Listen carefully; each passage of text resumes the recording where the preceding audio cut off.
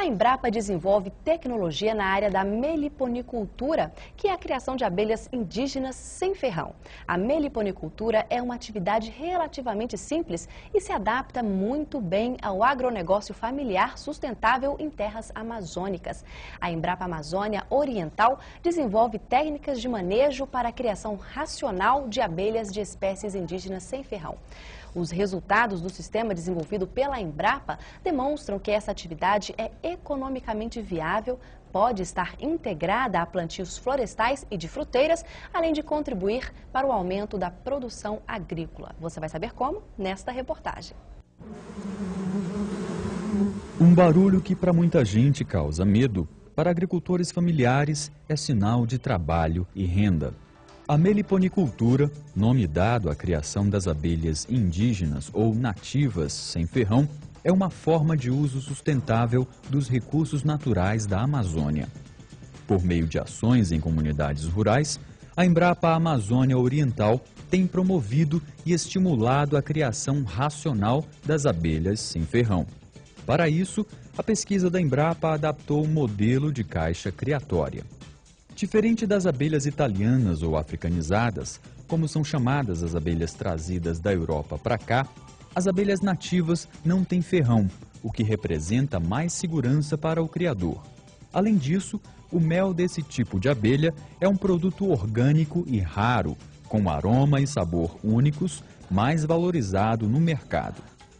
A vantagem de você criar uma espécie nativa é que você contribui muito com a ecologia da região. Essas abelhas são muito importantes para a reprodução das plantas da nossa flora, se adaptando muito bem à diversidade que a gente encontra aqui no Brasil. Existem mais de 130 espécies diferentes de abelhas indígenas sem ferrão na região, mas nem todas elas são boas produtoras de mel. As mais comuns entre os criadores são a uruçu amarela, a uruçu cinzenta, a jataí ou mosquito amarela e a uruçu amarela preguiçosa. As abelhas sem ferrão apresentam ninhos diversificados, que são encontrados nos troncos das árvores dentro da floresta.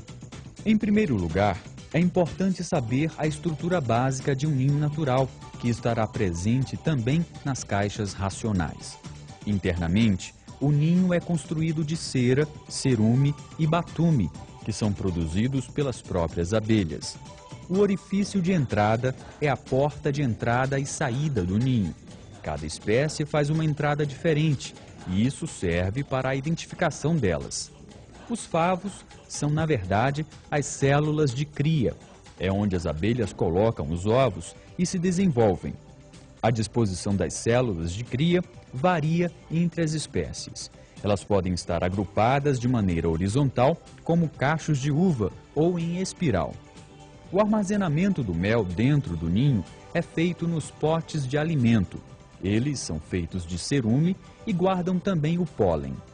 No ninho são encontrados ainda a própolis e os depósitos de cera, resina e detritos. A caixa racional deve ser de madeira que não empene, bem seca, resistente a cupins e, de preferência, não muito pesada. Ela tem um formato vertical e é composta por várias bandejas, todas com as mesmas dimensões e altura. Elas constituem um ninho, o sobreninho e as melgueiras, que são colocadas à medida que a produção de mel vai aumentando. Com a caixa, a colheita do mel é mais higiênica e a produção pode ser triplicada, já que os potes de mel são reutilizados, sobrando mais tempo e recursos para que as abelhas produzam mais mel. Nas partes superior e inferior da caixa estão os orifícios de ventilação, que permanecem fechados com uma esponja ou haste de buriti até que a colônia fique forte. O buriti é um tipo de palmeira. A entrada do ninho é feita de forma inclinada na parte inferior. A coleta do ninho de um oco de árvore e a transferência dele para uma caixa racional deve ser feita com bastante cuidado. É importante que este trabalho seja feito durante o dia, para que as abelhas que estiverem voando voltem para a nova caixa ao anoitecer. O primeiro passo é transferir os favos de cria para a formação do ninho na primeira bandeja da caixa. É importante também transferir um pouco de resina, cera e cerume. Dentro da caixa deve ser colocada uma armadilha para os forídeos, que são pequenas moscas que consomem os favos de cria. Um pequeno frasco com vinagre caseiro, furado na tampa, combate este inimigo. No lado oposto da armadilha, ainda dentro da caixa, coloca-se o alimento artificial para as abelhas. Ele pode ser mel ou uma mistura de açúcar e água. A caixa deve ser vedada com fita crepe e os orifícios de ventilação com esponja ou haste de buriti. Os potes de mel e pólen que estavam nos ninhos devem ser guardados em sacos de plástico, na geladeira ou em locais frescos, livres de formigas e forídeos, para depois serem devolvidos para as abelhas. Fazendo o desmembramento, o produtor aumenta o número de caixas da sua criação e evita a derrubada de novas árvores.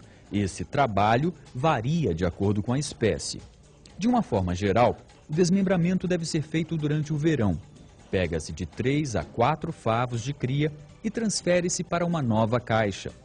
Muita atenção para a presença de favos velhos com crias prestes a nascer, pois neles é que está a futura rainha da colônia. Os passos seguintes são os mesmos para a formação de um novo ninho. Coloca-se a armadilha interna para forídeos, o xarope de açúcar ou mel e veda-se os orifícios de ventilação. A nova caixa deverá ser colocada exatamente na mesma posição da antiga, e esta a pelo menos 2 metros de distância do local. A colheita do mel deve ser realizada sempre que a melgueira estiver quase ou completamente cheia. Com uma ferramenta limpa, que pode ser uma faca, são feitos orifícios em cima de cada um dos potes de mel e a melgueira é rapidamente virada para que o mel escorra por igual. Cuidados com a higiene são importantes para garantir a qualidade do produto. A produtividade das abelhas indígenas varia de acordo com a espécie. As mais produtivas, como a uruçu cinzenta, produzem de 4 a 6 litros de mel em cada caixa por ano.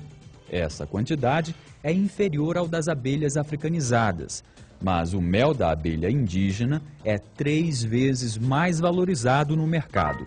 Além disso, a atividade com as abelhas sem ferrão é mais barata, mais fácil e mais segura para o produtor.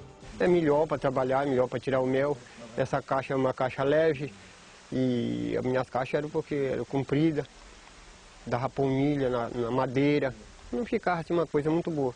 E agora não, agora a gente trabalha mais à vontade.